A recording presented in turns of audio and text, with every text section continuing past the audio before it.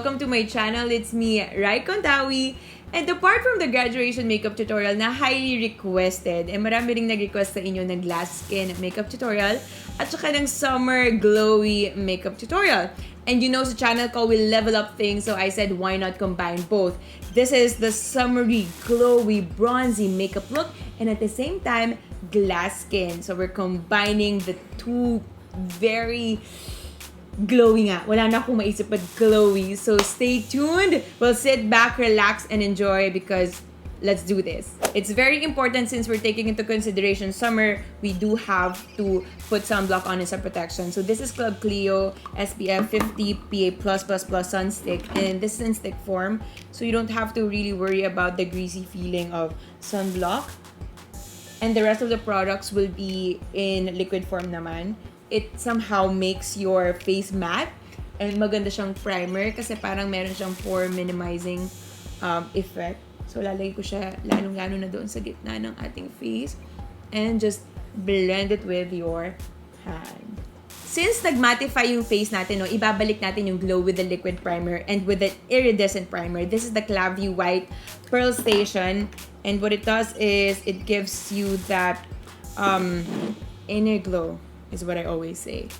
So, focus that on the center of the face. Lalagay ko na siya sa forehead, sa cheeks. And then, magbumukhang maputi, but that's okay. Kasi gagamit tayo ng dark base. So, more of bronzy colors. I'm looking forward to going to the beach. Grabe, ang puti ko na. Here's a little technique that I'll be sharing with you. So, after ng primer, I know that we will try to avoid as much powder as we can kasi we want to achieve that glassy skin. So, unahin ko na agad yung highlighter on my cheeks, especially na wala naman siyang gaanong blemishes. So, hindi natin siya kailangan gaanong patungan ng coverage. So, kahit pa paano, lilitaw pa rin yung, kumbaga, yung sheen niya or yung glow. And what I'm going to do is, I will focus that on my cheeks. So, mamaya, ipapatong din natin siya sa ibabaw ng base, but at the same time, maglalagay na rin ako ng konti underneath para mas lalo pa siyang umangat and para hindi siya mag-cake up, if you know what I mean. So, once na in place na ang ating highlighter, we will be using the same highlighter later on. I'm going straight to my base. And this is what I've been using for, I think, almost 2 weeks now. Parang pag everyday or kapag alis lang ako. And this is the Superface zoom-in mesh cushion in the shade Natural. It's really nice. The shade is super nice. Now, what I'm going to do is I'll just get an ample amount. Hindi siya sobrang dami. And I'm just going to press this flat on the parts na kailangan ng coverage. Set the puff aside and I'm going to use this brush from Untitled. And I'm just going to blend the edges. Using a small brush will really help you get to those areas na hindi abot ng puff. And then, pat na lang natin ng konti yung parts na kailangan sobrang in place. Like yung cheeks, yung forehead, yung nose, yung chin. Super addicting talaga nitong mesh cushion na to. Now, we are going to the subtle contouring and I'm going to use or mix the Gigi Hadid a tinted primer and at the same time this LA Pro Conceal kasi sobrang matte nito. Again, the technique is kung kaya natin i-avoid yung overly matte products, i-avoid natin siya. So, this is what it looks like and then I'm going to mix both and then apply it on my on the sides of my cheeks. So, first I'm going to apply it here sa gilid. And then blend this with a sponge. And just set it with a loose powder or translucent powder or no color powder, whatever. Doon lang talaga sa parts na sa tingin nyo pwedeng mag-crease. So ako, dito lang ako sa ilalim ng mata, sa gilid ng ilong, sa laugh line, and sa chin. Sobrang minimal powdering lang. Yan, ganyan lang siya.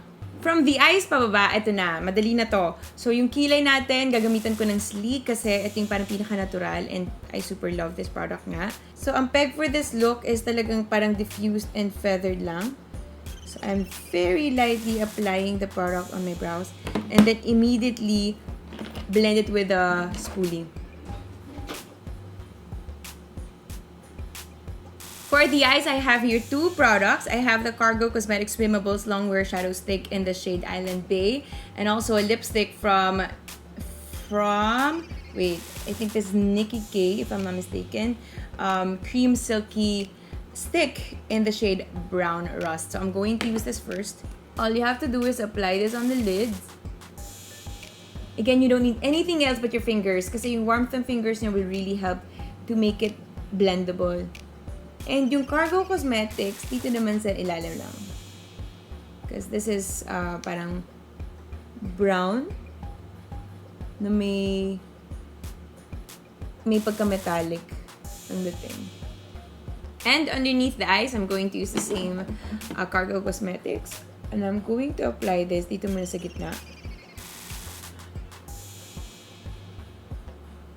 And using a small brush, I'm going to just diffuse it. Using a brown liner, this is LA Girl. I'm going to use this to tightline my eyes. Para kahit paano, di ba, bumuka yung mata. And I'm going to really focus that on my waterline.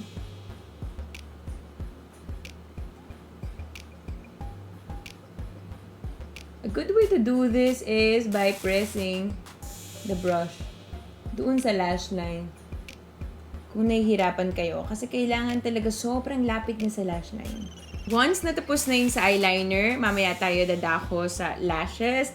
I'm going to apply my false eyelashes last. And you want to keep your natural lashes if you can. Sa blush, kung anong gagamitin ko sa lips, hindi naman yung gagamitin ko sa cheeks ko. I have two lipsticks here. I have the Colourette Bethany, and I also have Makeup Forever's Artist Rouge Light in L401. By light, meaning hindi siya matte. Ano lang siya, guys? Para siyang sheer, na para siyang tinted lipstick. So, maganda siya pang blush kasi may glow pa rin siya na ibibigay. And we want to achieve that parang sun-kissed look lang.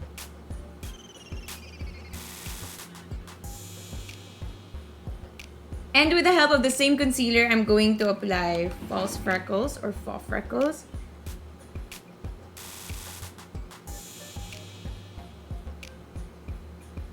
What I do is I just get those and just stamp it.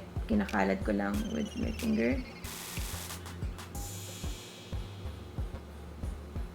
Using a highlighter that's liquid as well, like this Estee Lauder, I'm going to somehow apply this very lightly on the parts na lalagyan ko pa ng powder highlighter. So just press it very gently, kundi mabubura lang kasi yung ano natin kanina.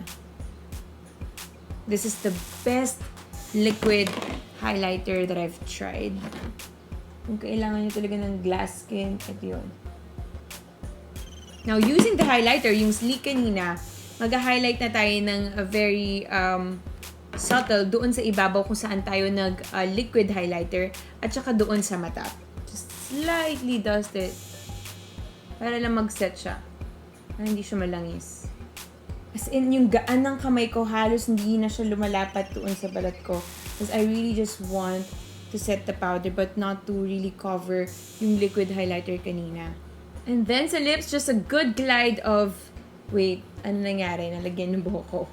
Going back, sa lips, I'm going to just glide on Bethany.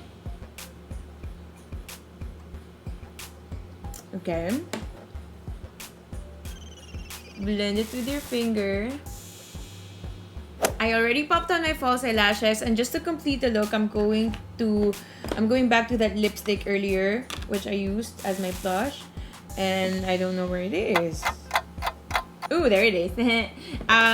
Itong red na to, gagamitin ko siya sa inner corner para lang may pagka-juicy yung lips ko. Yeah.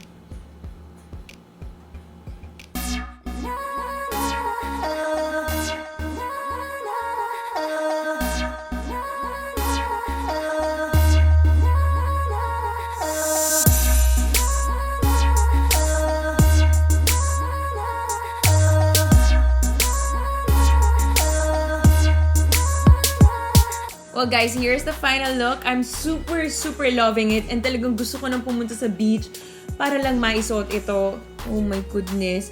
And as you can see, diba? I kept everything bare. Hindi na ako nag-accessories whatsoever. And let my face be the accessory of all. Alam nyo, ang key pala sa glass skin is of course the texture of your face. So don't forget to exfoliate and of course take care of your skin. Oh my gosh, like... If you like this video, don't forget to give this a thumbs up and don't forget to subscribe to my channel and get notified by clicking the bell button below to see more of my future videos. You can follow me on Facebook, Instagram, and Twitter all at Raiza Contawi. And until then, kung may requests pa kayo, ilagay nyo na sa comment section below and I'll see you next time.